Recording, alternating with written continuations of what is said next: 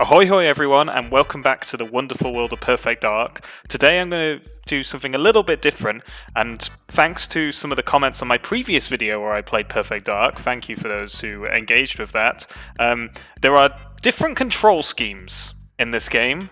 Lots of different control styles, and I figured maybe I wasn't entirely fair in my original video, so I'm going to go through and see which is the best of these control styles to play with your N64 controller, and stick around to the very end to see an extra bonus one that might not be what you think.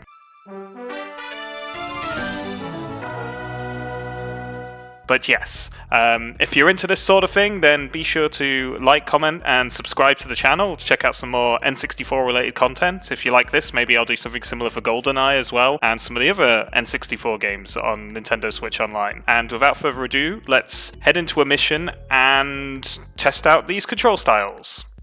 See you in a minute. So here we are. I'm just going to be in the first mission today, and we're going to look through some of these control schemes. So I'm going to start off with the default control scheme, which is what I used in my previous video.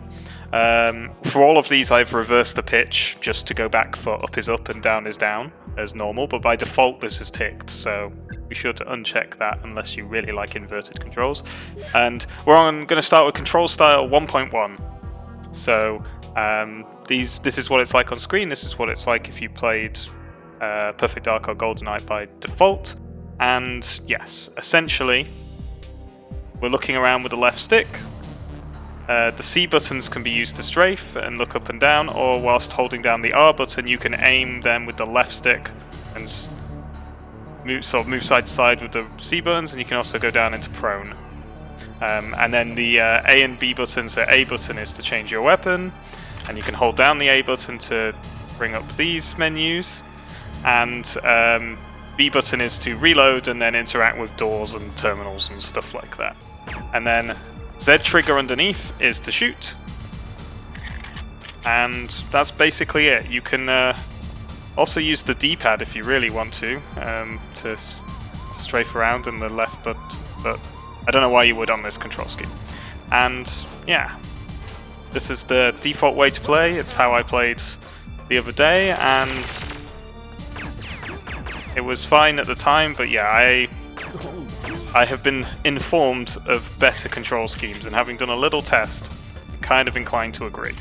But let's just head down these stairs before we swap on to the next control scheme, and kill maybe a couple more dudes, and just see how it works. But yeah, this one, you are relying on auto-aim a lot, basically. So if you turn that off, you're going to be struggling, because you have to aim holding down R and then using the left stick to aim like this. It's quite difficult, especially on later missions when you have sniper rifles and the like. And we can shoot them in all different parts and they scream, which is lovely. But yes, let's do the next control scheme. Not quite a change places as I'd like to do, but yes. We're going to go from 1.1 to 1.2. So what are the main differences here? So with the C buttons, it changes, instead of looking up and down with the up and down C buttons, that's changed to forwards and backwards to go with strafe. So it essentially acts like what the left stick would be in a modern game. And it changes the left stick, so basically to aim and look around, kind of like the right stick in a normal game, and then the other buttons are unaffected. So that's... I forgot to change it. So we will change to that. And now it's completely different. So now we're using the C buttons to move, and then we can aim sort of much more freely using the control stick. It's a bit weird because it's obviously backwards compared to what you're used to, but honestly, it's not bad. You just gotta get used to using your left thumb for aiming, which is a bit difficult. But okay. There we go. Okay. This one it's tricky to get the hang of, but I do see the appeal of it. And it's nice being able to aim using the left stick. So this is pretty strong contender, I would say, for being a better control scheme. But an interesting thing to note about this as well, if we could just go back to the options, you'll actually see that it says at the bottom there of the list, D-pad acts as the C buttons, and as we have the C buttons to move, we can do the old transition the hands into the, what I like to call the Ekins hoop hurl position.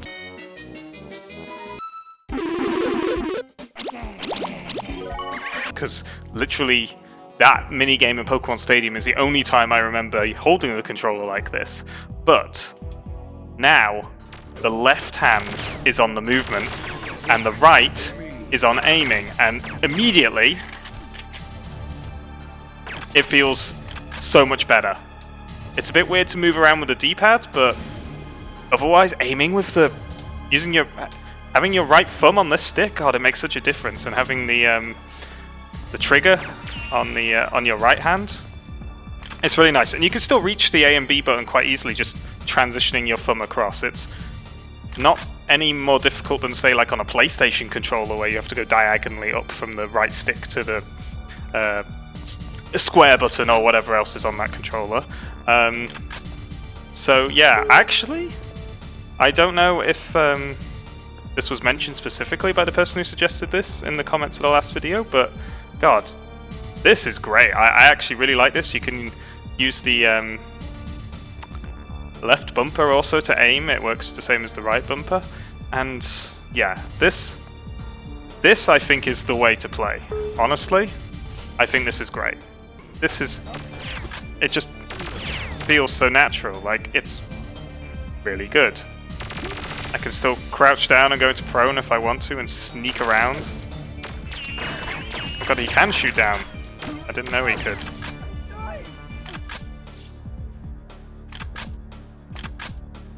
Go back up to standing.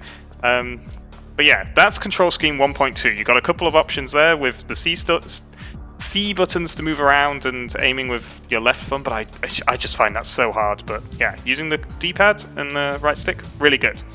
Let's move on. Next control scheme. We are going to go to Control Style 1.3. So this is a bit of an interesting one. It's similar to the first lot of controls in the movement, but we're now using the A button to fire, which I don't know anyone who would do this, and the Z button underneath to aim, which actually works quite nicely. But yeah. Oh, and the R button brings up the weapon menu. B is still reload, and the C buttons are as they were in the original scheme, so strafing and looking up and down. So let's just give this one a go. I can honestly say I've never tried a control scheme that uses the A button to fire. Just a bit weird. Okay, we're now on the bottom floor. We've got some more enemies to kill, and yeah, now we're just going to be mashing the A button to shoot, which just seems a bit weird.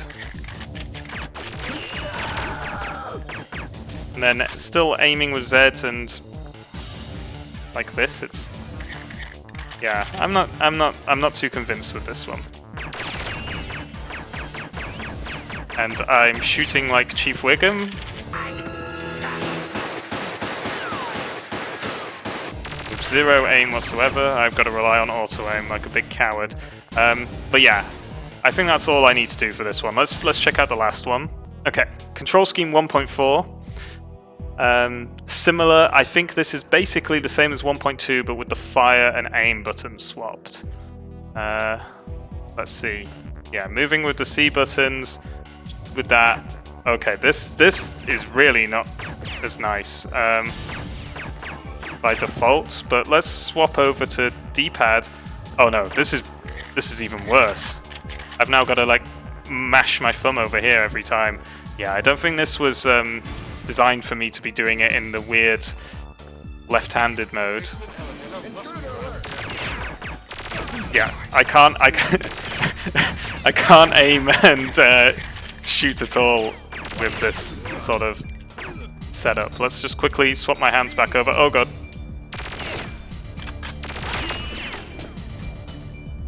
I've almost died. But yeah, this is Not ideal, but yeah, this is... No, this is just bad. It's even worse. This is probably the worst of the lot. So I think if I was going to have to rank the 4 control schemes of, should we just say the single-handed ones, we're not doing the double ones at the moment, 1.4 is probably the worst, I would say. Then 1.3, and then 1.1. I think 1.2 is the best. I agree. I think this is great. I think you have the choice of doing things backwards to what you're used to, or relying on muscle memory and just using the control, holding the N64 controller in this weird Ekin-Su Pearl way. It works great, and has actually, rethought how I'm going to play this game completely. I would go through the double ones, but sadly I don't own 2 N64 NSO controllers, because these things are hard enough to get. However, we can do one thing, and I can do a semi-change places. Change places! And so here I have, and it's hard to fit them both into controller cam, but I am now using dual wielding my N64 controller in my right hand and my Switch Pro controller in my left hand. I had to play with these ones, and I think this works best on Control Scheme 2.2, where my N64 controller is player 1 and the Switch Pro is player 2. And if we come out of the pause menu, then we have the left stick on the Switch Pro controller is to move, and you hold down the left trigger to aim, and then to go into aiming mode. But then, with the N64 controller, we have looking around. So we've got the moving on the left stick of the Switch Pro controller. We can go into fine aiming mode if we want to by holding down the left trigger, and then we can just move and look. And this is like so much more like your sort of more modern shooters. Let's just jump into the next level very quickly. Now we get to shoot some fools. So obviously I've still got the Z button on the N64 controller to shoot, which is nice. And the A and B button are used as normal. But yeah, this you can just... This is just an amazing way to play. Okay. It is a little bit janky, with especially the way I've got to hold the Switch Pro controller, but I actually think using the Switch Pro controller for moving feels really nice, and part of the reason why in my original video I liked playing with it. But the aiming is a bit finicky because the Switch Pro controller is so sensitive. So that's why then you've got the N64 stick. So for once, I have the N64 controller and Switch Pro controllers working together in complete harmony, which was something I didn't think would be possible. And it works. It just works. Even go into our little cam spy.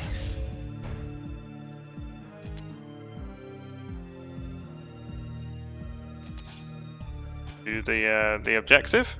Nice.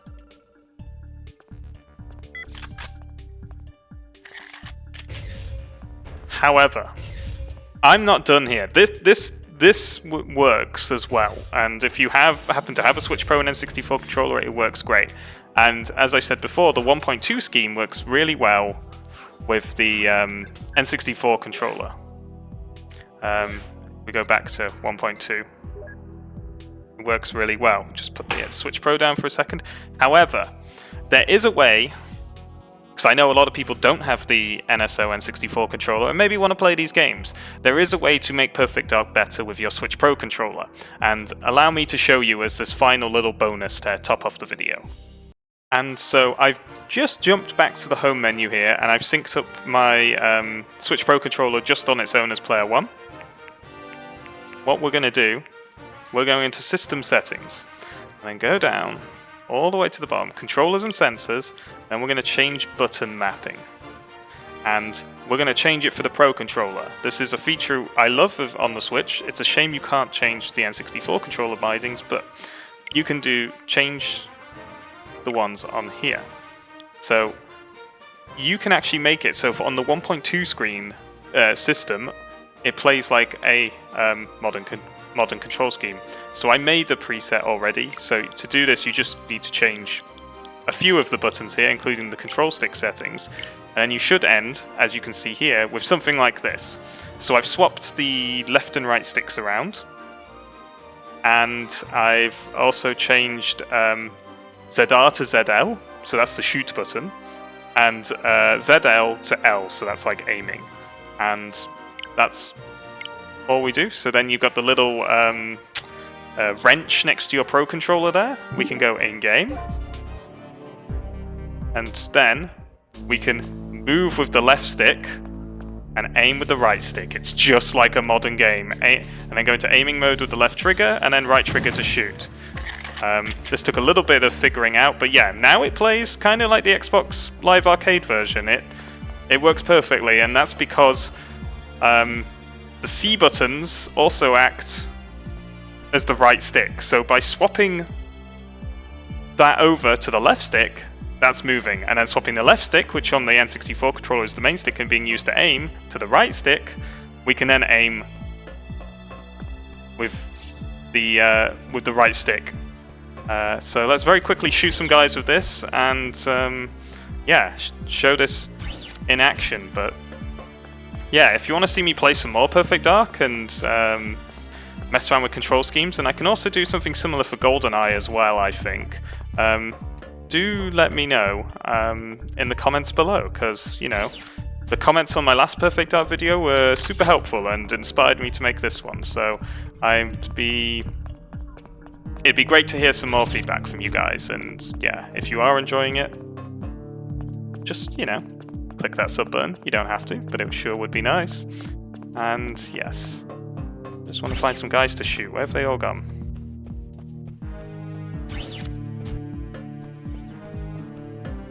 Must be through here. Ha! Bam!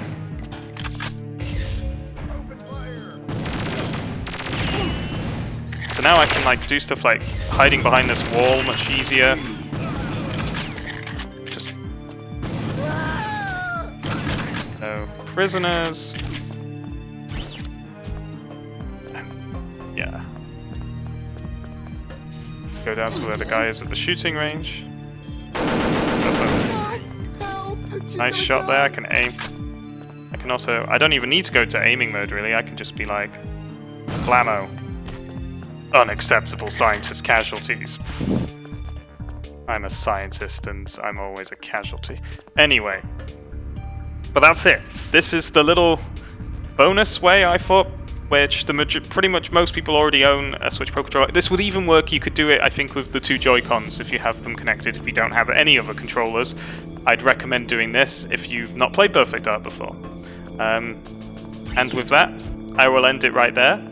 So I just want to say thank you very much for watching, and let me know which control scheme you think is best in the comments below. And until next time, goodbye!